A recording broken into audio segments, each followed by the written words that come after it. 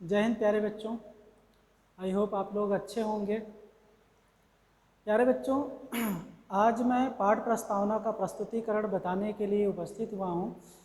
विषयवार हम लोग चल रहे हैं कि एक एक विषय को लेकर के पाठ प्रस्तावना का किस प्रकार से प्रस्तुतिकरण किया जाता है और किस तरीके से इसका लेखन किया जाता है, मैं ये आप लोगों को बता रहा था। तो जिसमें आज मैं आप लोगों के सामने गृह विज्ञान विषय का किस तरीके से लेखन किया जाता है और प्रस्तुतिकरण किया जाता है वो मैं आप लोगों को बताने जा रहा हूँ। तो पाठ प्रस्तावना में जैसा कि मैंने बताया था कि पाठ प्रस्तावना प्रस्तुत करने के लिए हम जब भी प्रस्तुतिकरण करते हैं, कक्षा में टीचर आता है तो वो पहले से प्लानिंग करके आता है कि हमें बच्चों के पूर्व ज्ञान से संबंधित प्रश्न पूछ करके नवीन ज्ञान जो हमें देना है या जो टॉपिक पढ़ाना है वो बच्चों से ही निकलवाना है। ठीक है, तो वो आएगा क्लासरूम में, बच्चों के साथ अंतःक्रिया करेगा। जैसे मैं आया तो बच्चे खड़े होकर के कहेंगे गुड मॉर्निंग सर, हमें बोलेंगे गुड मॉर्निंग बच्चों, बैठ जाओ, सिट डाउन, और कैसे हैं आप लोग, ठीक है।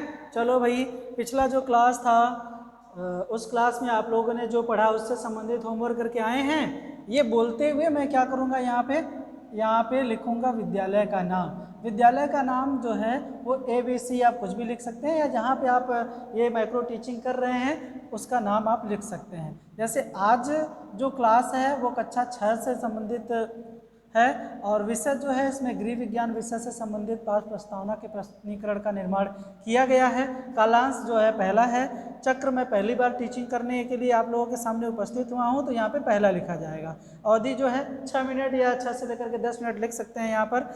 दिनांक ये है और प्रकरण अभी छिपा हुआ है, प्रकरण अभी नहीं लिखा जाता है बोर्ड पे। जब यहाँ से प्रस्तुतिकरण किया जाता है तो टीचर यहाँ पे पहले ही अपने कॉपी में लिख के आता है कि जो भी टॉपिक लेकर के आया है ना, तो उससे संबंधित विद्यार्थियों को जीवन की आवश्यकताओं के विषय में सामान्य जानकारी रखते हैं। जो हम प्रश्न पूछेंगे या जो टॉपिक है उससे संबंधित बच्चे कहीं ना कहीं पूर्व में जानते हैं, ये हम मान के चलते हैं, ठीक है। और इसीलिए उससे संबंधित हम प्रश्नों का निर्माण भी किए हैं कि जिस टॉपिक को हम लेकर के आए हैं उससे संबंधित कहीं ना कहीं बच्चा कुछ न कुछ जानता है, ठीक। तो ऐसा ही अब यहाँ पे खाका बनेगा, देखिए जिसको हम लिखे हैं, हेडिंग लिखे हैं पाठ प्रस्तावना के प्रश्न। अब यहाँ पर हमने पाठ प्रस्तावना से संबंधित प्रश्नों का निर्माण किया है जिसमें ये खाका बनेगा। खाका कह लीजिए या सारणी कह लीजिए, जिसमें पहले हम लोग लिखते हैं सीरियल नंबर, दूसरा होता है छात्रा अध्यापक कथन, या छात्र अध्यापिका अगर प्रस्तुत कर रही है तो यहाँ पे छात्र अध्यापिका कथन लिखा जाएगा। उसके पश्चात छात्र कथन लिखा जाता है। उसके पश्चात घटक कंपोनेंट्स, जिन कंपोनेंट्स को हम फॉलो करते हैं उसको यहाँ पे लिखते चले जाते हैं, ठीक है। अब जो मेरा यहाँ पर पहला प्रश्न है, हम बच्चों से अंतःक्रिया करने के पश्चात पूछेंगे कि प्यारे बच्चों बताओ, हम किस ग्रह पर जीव रहते हैं, ठीक है। तो ऐसा प्रश्न पूछा जाएगा तो बच्चे क्या कहेंगे, पृथ्वी ग्रह पर जीव रहते हैं, ये बच्चों से रिप्लाई मिलेगा, ठीक है। अब हम यहाँ पर क्या कर सकते हैं, यहाँ पे ध्यान रखिएगा। अब यहाँ पर अगर ऐसा हमने प्रश्न पूछा तो हम क्या कर सकते हैं, जब उत्तर आया तो हम एक या तो चित्र बना सकते हैं पृथ्वी का, या तो फिर दृश्य के रूप में ऐसी सामग्री लेकर के आए जो पृथ्वी हो। तो हम बच्चों को यहीं पे दिखा सकते हैं कि देखो ये पृथ्वी का चित्र है, ठीक है। समझ में आ रहा है कि नहीं। तो ऐसा प्रश्न हम पूछने के पश्चात बच्चों को दिखा सकते हैं, तो वो दृश्य सामग्री होगी। अब इसी पृथ्वी का चित्र दिखाते हुए हम पूछ लेंगे अब यहाँ पर कि दूसरा प्रश्न पूछ लेंगे कि पृथ्वी पर सबसे जागरूक प्राणी कौन सा है, वो चित्र दिखाते हुए ना पृथ्वी का। तो अब यहाँ से हमने दूसरा प्रश्न क्या पूछा। अब देखिए यहाँ पे एक चीज़ और ध्यान रखिएगा, जो इस प्रश्न का उत्तर आया इसी उत्तर से क्या करेंगे, दूसरे प्रश्न का निर्माण करेंगे। तो यहाँ पे क्या उत्तर आया है, पृथ्वी। अब पृथ्वी से रिलेटेड हमने क्या किया, प्रश्न का निर्माण किया, जो कि दूसरा है, पृथ्वी पर सबसे जागरूक प्राणी कौन है। अब बच्चे क्या रिप्लाई देंगे, सर मनुष्य है। तो अब यहाँ से जो उत्तर मिला, इसी उत्तर से हमने क्या किया है, तीसरे प्रश्न का निर्माण किया हुआ है कि मनुष्य की मूलभूत आवश्यकताएं कौन कौन सी हैं। तो कहेंगे बच्चे की मूलभूत से 3 आवश्यकताएं होती हैं, रोटी, कपड़ा, मकान।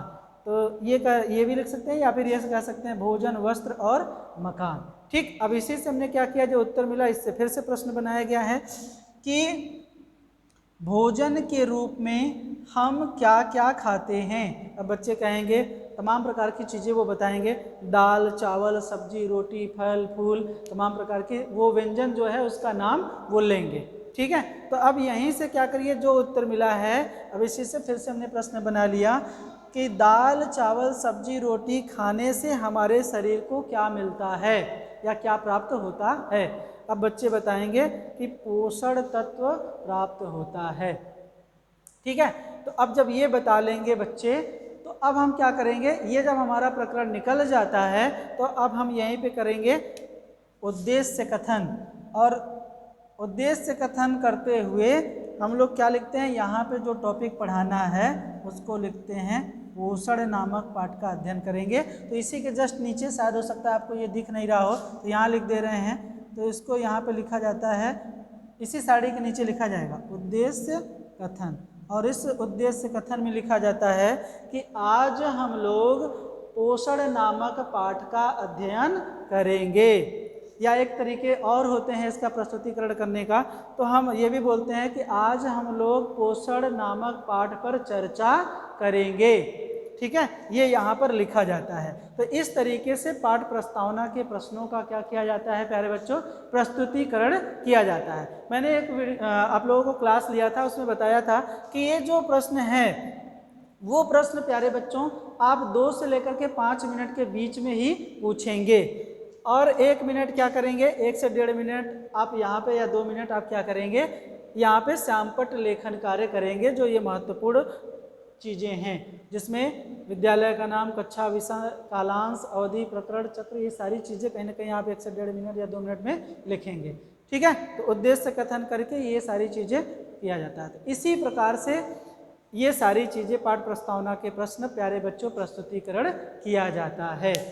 ठीक है, अच्छा एक कंडीशन और बनती है, कभी कभी यहाँ पर बच्चे रिप्लाई नहीं दे पाते हैं। जैसे हमने सबसे कहा कि खड़े हो जाओ बेटा, कि दाल चावल सब्जी रोटी खाने से हमारे शरीर को क्या मिलता है, वो खड़ा हो गया नहीं बताया, दूसरा बच्चा खड़ा हो गया नहीं बता पाया। ठीक है, या कोई और उत्तर दे रहा है तो हम उसको बीच बीच में मोटिवेट करेंगे। ठीक है बेटा सही बता रहे हो, बताने का प्रयास करो, हाँ ठीक है और बताओ। ऐसी चीज़ों को हम बीच बीच में करते रहेंगे। अगर मान लीजिए प्रोत्साहन देने के पश्चात भी, मोटिवेट करने के पश्चात भी अगर बच्चे उसका उत्तर नहीं दे पा रहे हैं तो ये अपने आप में समस्यात्मक प्रश्न हो जाता है। तब हम स्वयं एक टीचर होने के नाते हम वहाँ पर उस प्रश्न का उत्तर देते हैं कि आज हम लोग पोषण नामक पाठ पर चर्चा करेंगे। तो यहाँ पे घबराना नहीं है, टीचर भी उत्तर दे सकता है।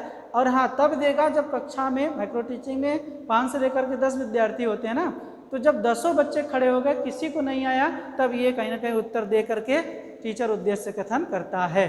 ठीक है, तो ये है आपका गृह विज्ञान विषय से संबंधित कुछ महत्वपूर्ण प्रश्न प्रस्तावना के प्रश्न। आई होप आप लोगों को समझ में आ गया होगा। मैं और भी बहुत सारे टॉपिक लेकर के आऊँगा जिसमें आप लोगों को ये पाठ प्रस्तावना के प्रश्न पूछ करके आपको व्याख्या दूंगा। ठीक है प्यारे बच्चों, इतना समझ में आया सबको? चलो